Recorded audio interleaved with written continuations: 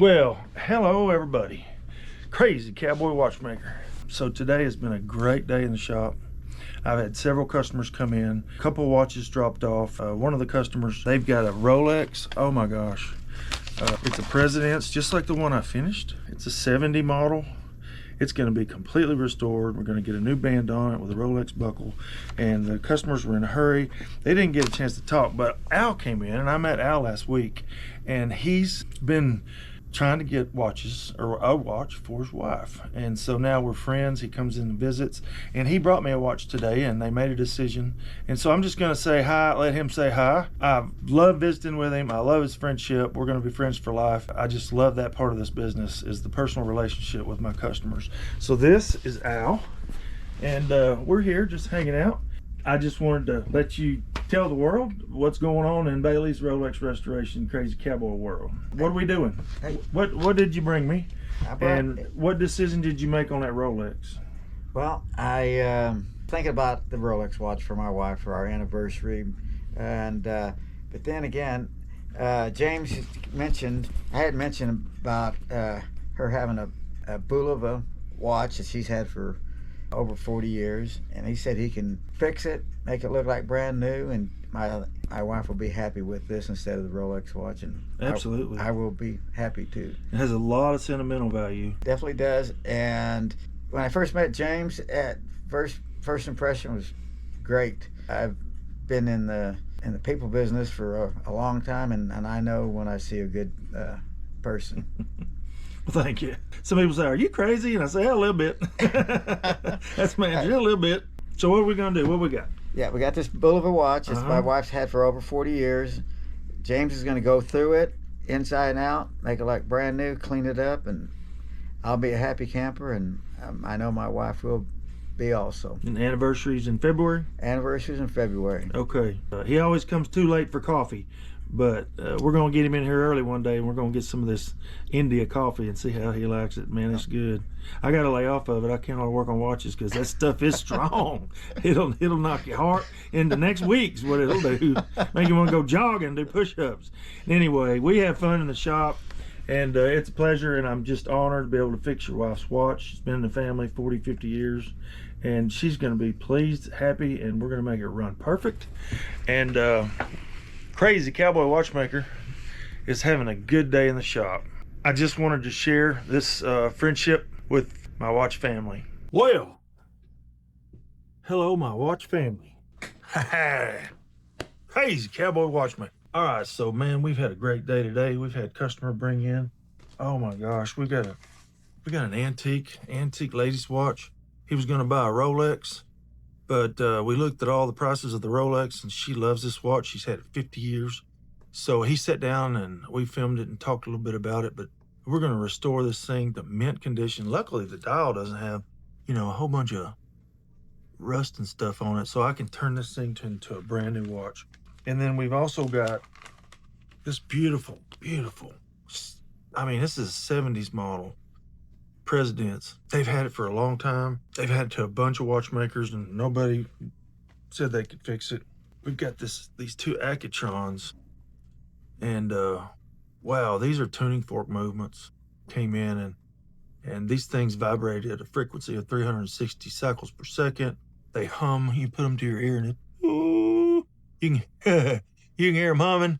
And so that is a watch they just continued back in the 70s.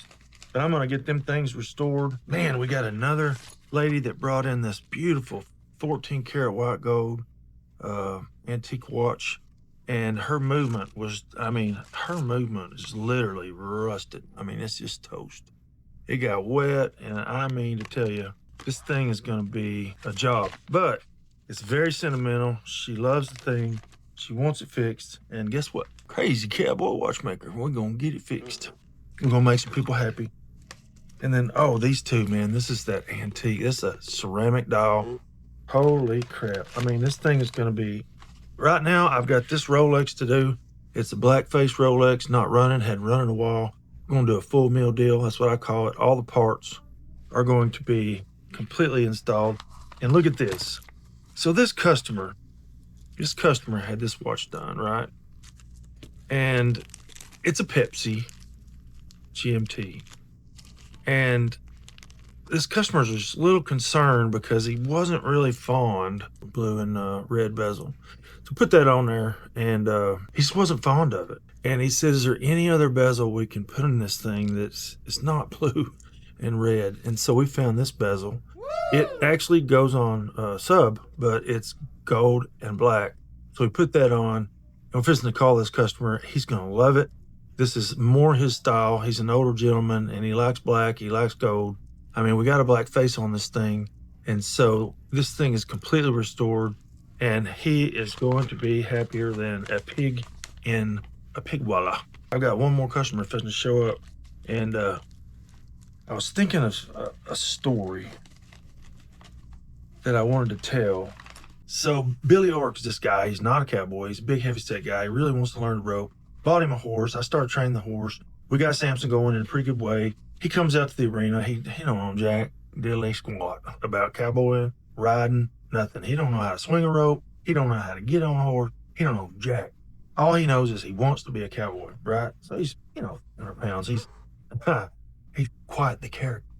So we're out there talking horses, and we got them all, tied up to the H brackets there at the arena. And my dog is named Daisy Mae. She's a lab.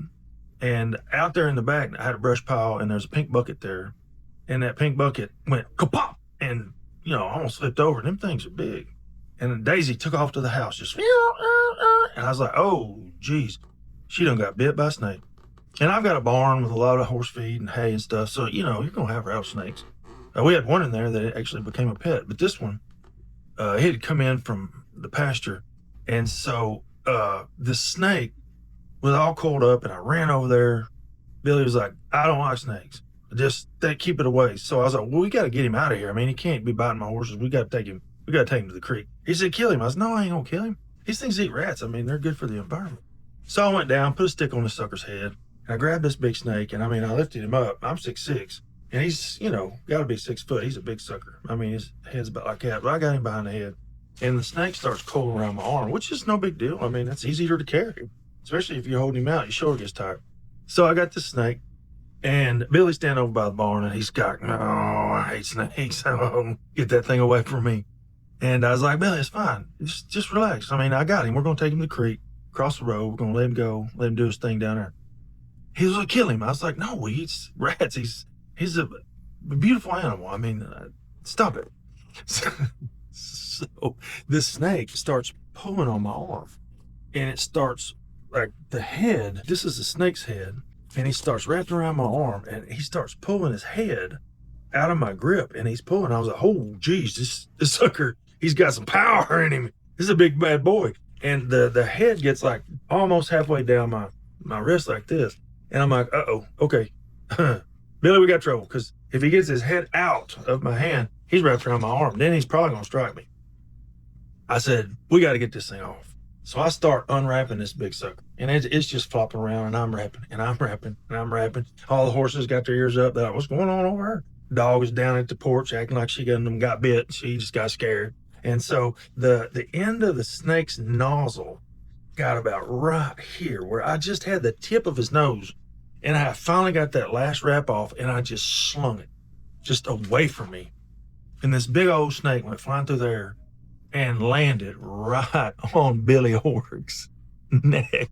And then we've got this big 6 foot rattler, and he's just doing like this all around Billy's neck. And I was like, what?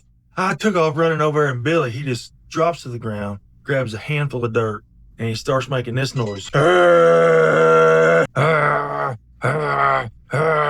And he's not trying to take the snake off of him. He's just going. And so I realized I was going to have to get the snake off him. So I unwrapped the snake off Billy's head, got a hold of him again, drug him off her, and Billy stayed there for about 5 minutes just going, making this noise. In any case, got the snake off of him. He got in his truck and left, and he never came back to rope with me again. So the moral of the story is, if somebody's got a snake wrapped around their arm and they're trying to get him off, get far enough to wade, because if they fling that sucker, and make sure it don't get flung on you. So that's my story of the day. Crazy cowboy watchmaker coming at you. Love you guys. Catch you on the flip side.